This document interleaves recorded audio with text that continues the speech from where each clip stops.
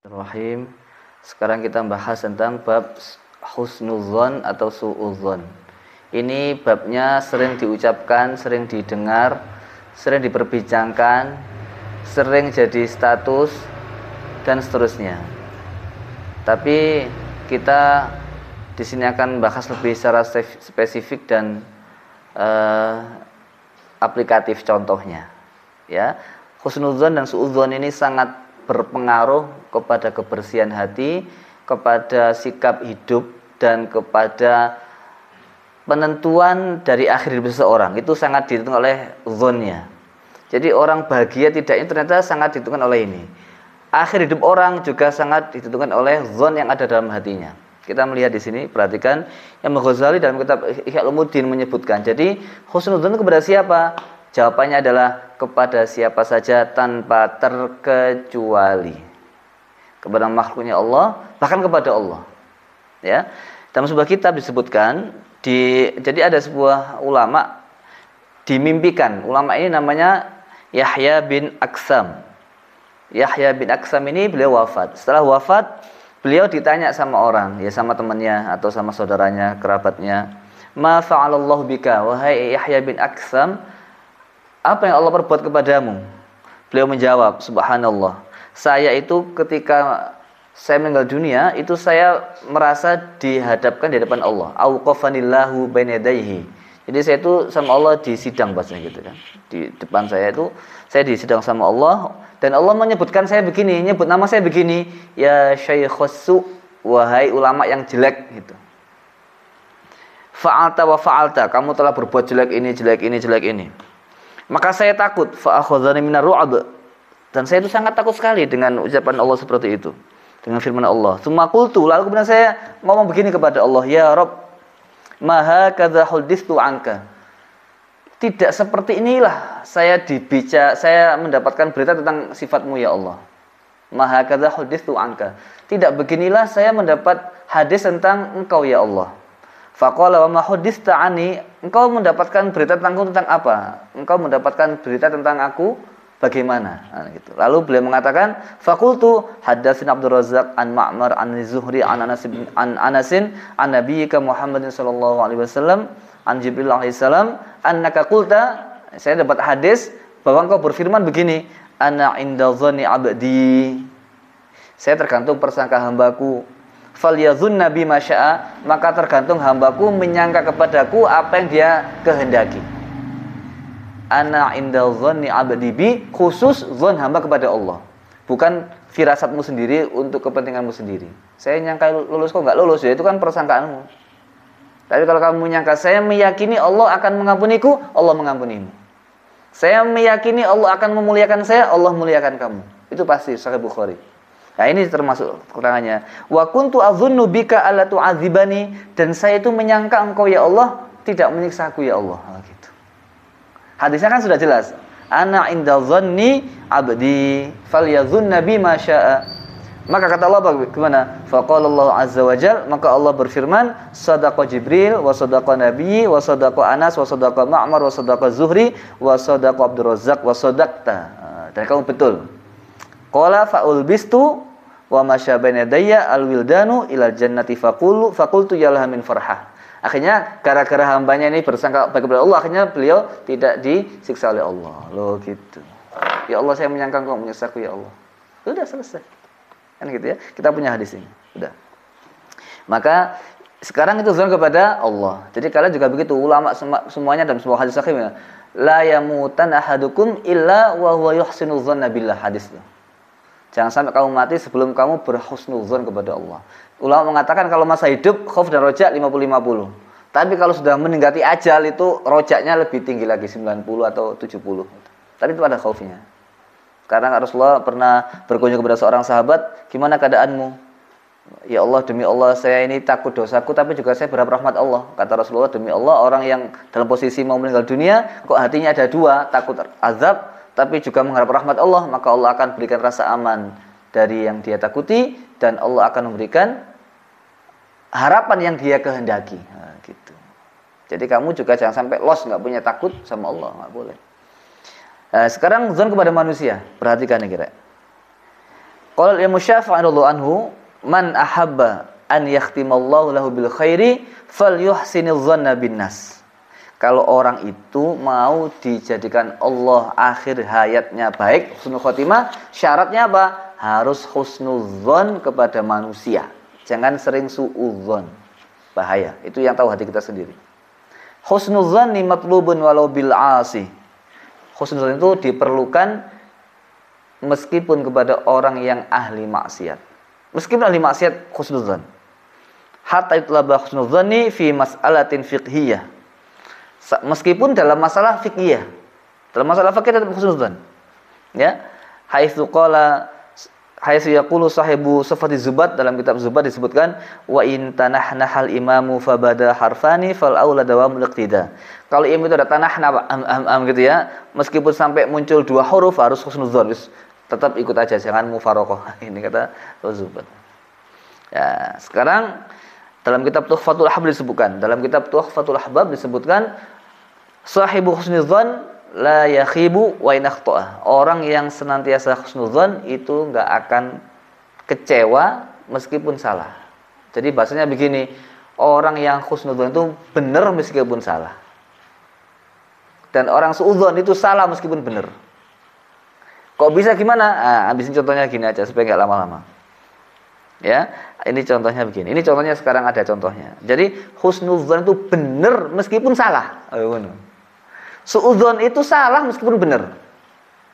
Ono wong ngaji digawe-gawe riya itu, meskipun riya salah itu. Meskipun anjene riya sini, anjene dia riya misalkan enggak boleh salah itu. Dan sebaliknya. Contohnya begini.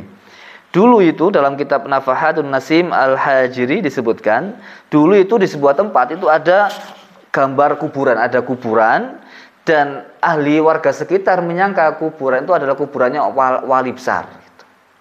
Dikira itu kuburan keramat, kuburannya wali. Sehingga mereka ini kalau ada masalah selalu tawasul ke kuburan itu, tawasul ke kuburan, ziarah ke kuburan. Ya, tapi tiba-tiba itu ada orang yang soleh mimpi ketemu orang soleh yang lain. Ya, dalam bahasa di sini wa ba'du jaa ilai mahadun min ahli nur. Ada orang yang ahli nur itu orang soleh ya. Ngomong kepada mereka, ini bukan kuburan orang soleh, tapi ini adalah kuburannya bangkai himar. Akhirnya apa?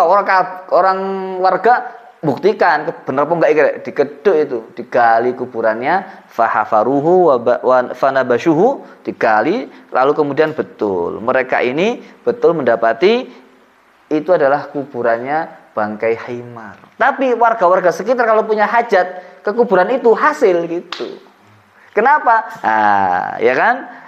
Biwasitati husni dzannihim nalu ma ya'malunahu wa nafa'ahum al-i'tiqad. Karena husnudzonnya itu akhirnya berhasil gitu. Ini sampai segitunya. Nah, ini ada cerita panjang, langsung aja saya dalam kitab Kalamul Habib Idrus Al-Habsyi disebutkan begini. Ada segerombolan perampok. Perampok segerombolan kan enggak mungkin sendirian, perampok itu mesti jamaah. Jadi segerombolan perampok, dia ini sudah kelaparan ya, dan mereka ini kepengen istirahat. Akhirnya berkunjung bertamu kepada salah satu warga di situ, satu orang bertamu. Dia ngaku begini, saya ini termasuk orang yang sedang fisabilillah, sedang berperang di jalan Allah. Kami istirahat. Oh, dimuliakan, dikasih hidangan, ya, dikasih tempat tidur, dikasih tempat istirahat, dimuliakan sebagai tamu-tamu pejuang Allah itu. Ternyata di dalam rumah itu ada yang sakit keluarganya. Akhirnya minta berkah dari si perampok tadi. Wahai orang yang berperang di jalan Allah, anak saya ini sakit, gitu ya. Anak saya ini sakit, keluarga saya ini sakit, tolong dikasih doa air ini supaya sembuh. Suwuk sampai apa sama perampok, gimana lagi? Karena terpaksa harus pura-pura suwuk. Ternyata apa? Setelah dikasih suwuk itu, mereka sudah kenyang, sudah istirahat apa, lega gitu ya, akhirnya pergi ke ngerampok lagi. Kita sudah istirahat, sudah enak, tubuh kita ngerampok lagi. Habis ngerampok lagi, capek ngerampok, ke rumah orang tadi, wah, ada warga yang bisa dikibuli kan gitu. Ada warga yang bisa kita tipu. Kita kesana lagi aja daripada orang lain nggak bisa percaya sama kita. Ke situ lagi, akhirnya dimuliakan lagi, lebih mulia daripada sebelumnya. Terima kasih wahai orang pejuang Allah. Kemarin air yang jenengan kasih doa itu sembuh keluarga saya. Wah, Sampai telatol, iya kok sembuh ini. Nah, gitu kok bisa sembuh ini kemarin. Kita ini perampok, penjahat ke sini ini. Nah, hatinya mereka saling tolong menolong ini. Akhirnya apa? Subhanallah, akhirnya mereka ini akhirnya tobat. Jadi perampok ini tobat gara-gara persangkaan baik warga tadi itu. Dan warga tadi sembuh dengan air minum yang didoakan oleh perampok tadi karena apa? Barokahnya husnuzon. Gitu, Rek. Paham tak, Rek? Ya, husnuzan itu baik, Rek. Jangan sampai kamu enggak husnuzan. Ya, katanya begitu. Wa kaifa lana la nuhsinuzanna bi rabbinal karim. Nah, dia husnuzan kepada kita yang perampok sembuh. Gimana kalau kita husnuzan sama Allah husnuzan? Apa kata rezeki sama Allah gitu. Kan tobat itu para perampok-perampoknya. Maka dari itu jangan sampai kita ini enggak punya prasangka yang baik. Siapapun harus husnuzan, wis ya. Sayyidina Imam Ali Zainal Abidin beliau mengatakan innallaha khabba salatan fi salasin. Allah itu menyembunyikan 3 dalam 3 perkara. Khabba ridahu fi ta'atih. Allah menyembunyikan ridhonya dalam taatnya. Jadi kalau kamu mendapat ridho Allah taat. Jangan sampai maksiat dapat ridho Allah karena husnudzon ya keliru, enggak boleh. Salah. Fala tahqiru min ta'ati syai'a fal'ad ridahu fiha. Maka jangan kalian itu remehkan sedikit pun ketaatan, karena boleh jadi ketaatanmu itu yang buat Allah ridho kepadamu. Yang kedua, wa khabba'a sukhtahu fi ma'siyati atau sakhatuhu fi ma'siyati. Allah menyembunyikan kemarahannya dalam maksiatnya. Maka fala tahqiru min ma'siyati syai'an fala'alla sakhatahu fiha. Maka jangan meremehkan kemaksiatan kepada Allah, jangan-jangan di situ ada murkanya Allah. Meskipun sedikit. Nah, yang ketiga ini mahalul dalilnya wa khabba'a wilayatahu fi khalqihi, dan Allah menyembunyikan walinya di antara makhluknya. Fala tahqiru, maka jangan kamu hinakan min ibadi ahada, jangan kamu hinakan satu pun sedikit hamba Allah sedikit pun. Fala'alahu waliyullah, jangan-jangan dia itu walinya Allah. Loh. Nah, sekarang kemudian terakhir ya. Orang yang husnudzon itu adalah orang yang baik. Dan orang yang suudzon itu orang yang jelek. Meyakinkan orang baik itu jelek nggak bisa, dan sebaliknya. Seperti gini, meyakinkan lalat kalau bunga itu nikmat itu nggak bisa. Karena lalat itu memang senangnya kotoran semua. Paham tak kira? Kalau orang kotor dikasih bunga ya males, maunya ya kotoran aja. Karena dia memang lalat kan gitu. Dan sebaliknya lebah ya. Lebah itu maunya yang enak-enak. Terakhir suudzon. Sekarang gantian suudzon. Suudzon ini berbahaya sekali. Karena apa? Suudzon ini menjadikan orang akan terhalang dari mendapatkan husnul khotimah. Perhatikan, Rek, pengalaman orang-orang yang pernah suudzon. Ulama-ulama besar gitu pernah suudzon, akhirnya tobat. Ceritanya adalah dari Makhul ad-Dimashqi. Beliau mengatakan, "Idza ra'aitum ahadan yabki fabku." Kalau kamu lihat ada orang nangis, kamu ikut nangis. Dan jangan sampai hatimu, itu riya itu paling. Sampai gitu. Karena apa? Saya pernah mengira begitu sehingga saya nggak bisa nangis sampai setahun. Karena orang nangis, wah itu riya itu. Akhirnya beliau nggak bisa nangis selama setahun. Ini sama juga dengan yang dialami oleh Imam As-Sawri. Beliau mengatakan apa? Hurimtu qiyamal laili khamsata asyhurin bidzambin adzabtuhu.